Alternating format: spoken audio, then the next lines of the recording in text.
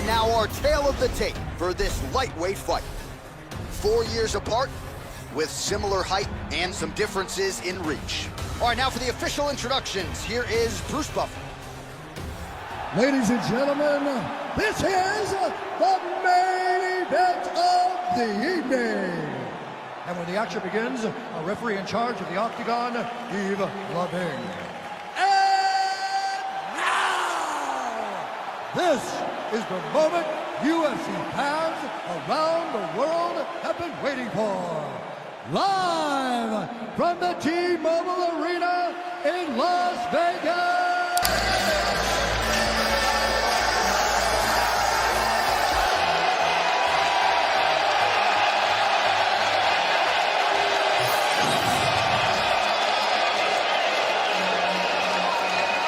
This is absolute. Has had 2 fights in the UFC, and look at what he's rousing here in the O2 Arena. We've got to talk about the fights. I'm here with the highlight, one of the best they ever do, ladies and gentlemen. Justin, you publicly said this is the last chapter of your career. You want to go out with the title. Give us your thoughts on what tomorrow night means to you. Oh, it means everything. I've committed my whole life to this, and I think every fight's the biggest, but this is the biggest fight of my life. I cannot wait to carry this torch, this title on my back, and represent this country like it should be represented. Thank you, sir. Good luck to you. Justin Gaethje, ladies and gentlemen.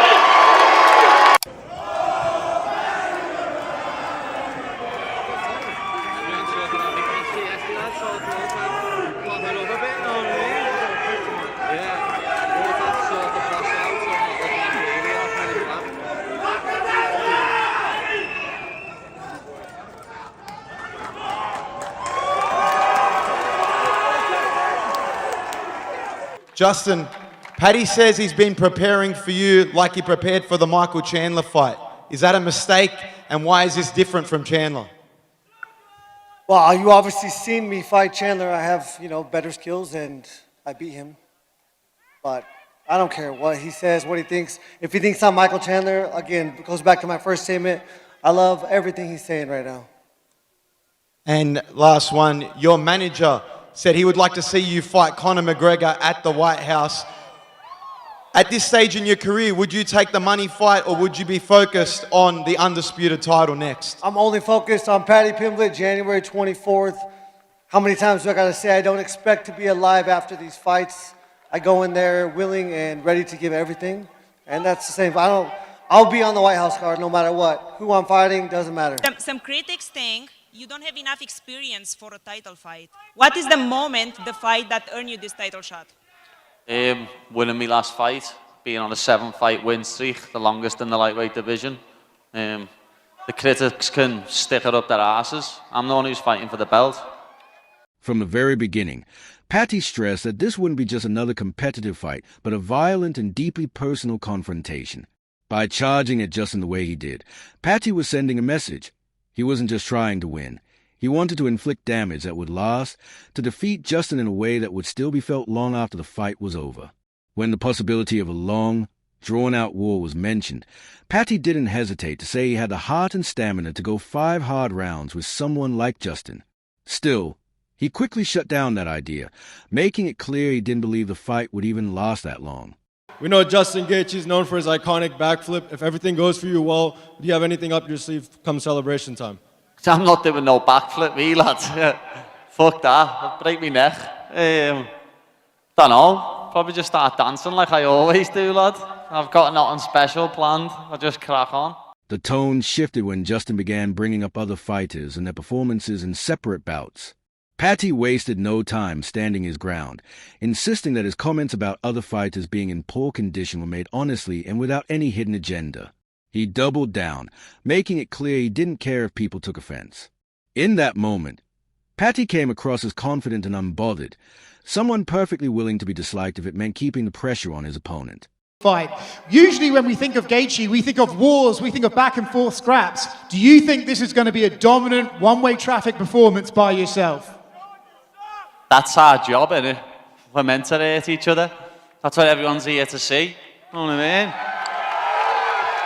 Is part of you hoping that maybe Justin can finally be the one to drag you into a war, take you to the full 5 rounds and see what your medal is made of? Yeah, of course, but I know I've got that in me anyway. I know I've got the heart and the desire to go 5 rounds with a warrior like Justin Gaethje, but it's not going to go that long. As I say, I'm going to put a beating on him, and it's going to be like he's never had before, and I can't wait to show everyone just how good I am. As the conversation moved forward and turned comparisons with other elite grapplers, Paddy embraced the idea of being underestimated. He pointed out that people always think they know what is bringing to the fight, and that they're usually wrong. Rather than measuring himself against anyone else, he emphasized that his style is unpredictable, unconventional, and difficult to read. Do you feel like you're representing the legends against the disrespectful new breed here? I'm still in it. Legends retire. I ain't retired yet. I'm still in it. The fire is still as bright and as hot as it's ever been, and I cannot wait to fight this guy. Lad, Dustin's never got a nice word to say about me, lad. So, what, I was honest and said he looked like shit against Gaethje. Fucking hell, stop fucking crying, you gonna get That wasn't fat. even the fight you were talking about. You said his last fight. Which? No, I'm saying Dustin looked like shit against Holloway. That was what I said. You would also look like shit against Holloway. Well, we'll see. Once I beat you, I could end up fighting him. Well, you won't be fighting him. Justin's tone during the face-off closely matched Paddy's intensity. When the topic of representing legend versus a new generation came up, Justin rejected the idea outright. He made it clear he doesn't see himself as part of the past, stressing that he's still active, still dangerous, and still motivated.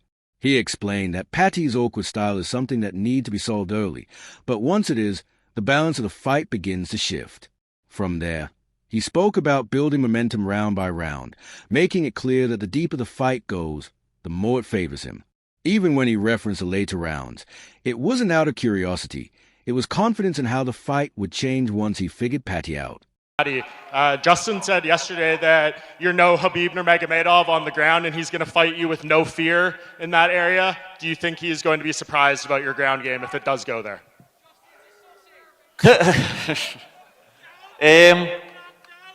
Everyone's surprised by my whole game when they fight me. No one expects me to be as good as I am. Everyone underestimates me, but it helps in my favour. Know what I mean? It makes the fight easier for me because everyone underestimates me. And I'm not Khabib. No one else is.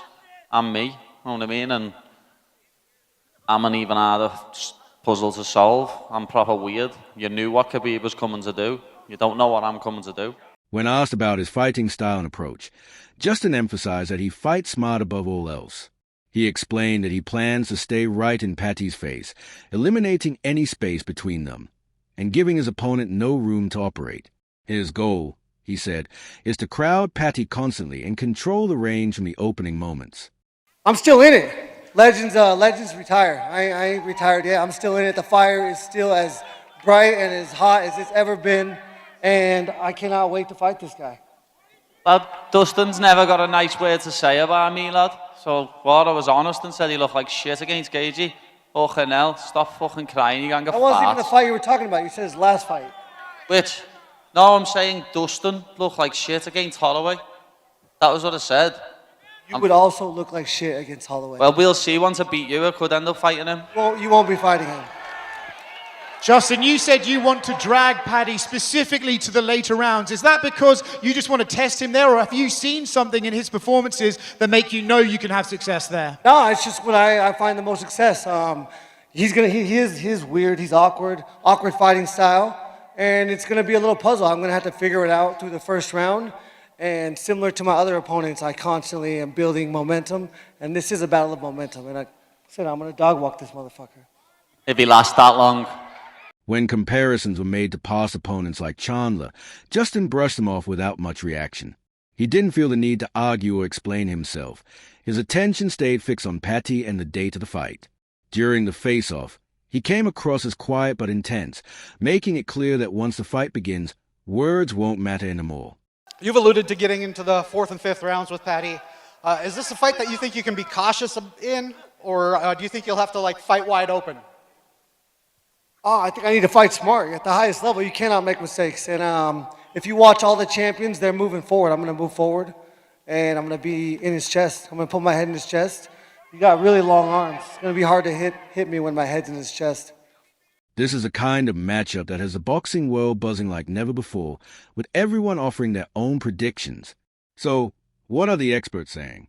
Starting with Israel, he made one thing clear. This is not some washed-up version of Justin.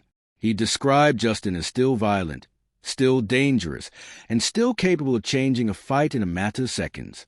Israel pointed to Justin's leg kicks, his constant pressure, and the way he has built a career out of breaking opponents who stay in front of him too long. That, in his view, is exactly why this fight is so important.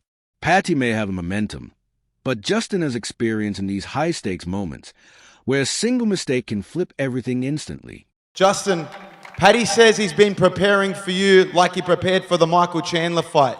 Is that a mistake, and why is this different from Chandler? Well, you obviously seen me fight Chandler. I have, better skills, and I beat him. But I don't care what he says, what he thinks. If he thinks I'm Michael Chandler, again, it goes back to my first statement. I love everything he's saying right now. And last one, your manager said he would like to see you fight Conor McGregor at the White House. At this stage in your career, would you take the money fight or would you be focused on the undisputed title next? I'm only focused on Paddy Pimblett, January 24th. How many times do I got to say I don't expect to be alive after these fights? I go in there willing and ready to give everything. And that's the same. I'll be on the White House card no matter what. Who I'm fighting doesn't matter. Israel called this fight Paddy's biggest test yet and explained why it feels so perfectly matched. Old guard versus new wave. Momentum versus history.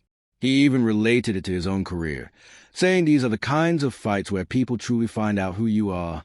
He added that Justin needs to be himself and not overthink the moment. But he also acknowledged that Paddy being the favorite isn't by accident. In the end, Israel leaned toward Paddy, not because Justin can't win, but because Paddy has answered every question placed in front of him so far. He noted that if the fight goes long, Paddy believes that way he comes alive, and Israel said he wants to see if that belief is actually real. Yeah, Gaethje's a different beast, and look, Scouses don't get knocked out. Now you can take a shot, but again, against the highlight, you don't want to be a highlight. That's what I'm saying. So, in the highlight, who doesn't get tired? So, I think this is Paddy's biggest challenge yet.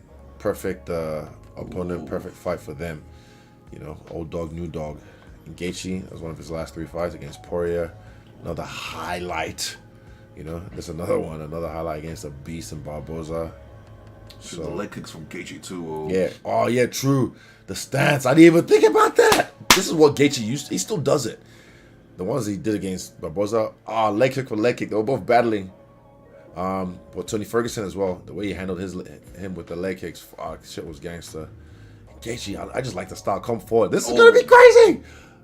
This is gonna be crazy.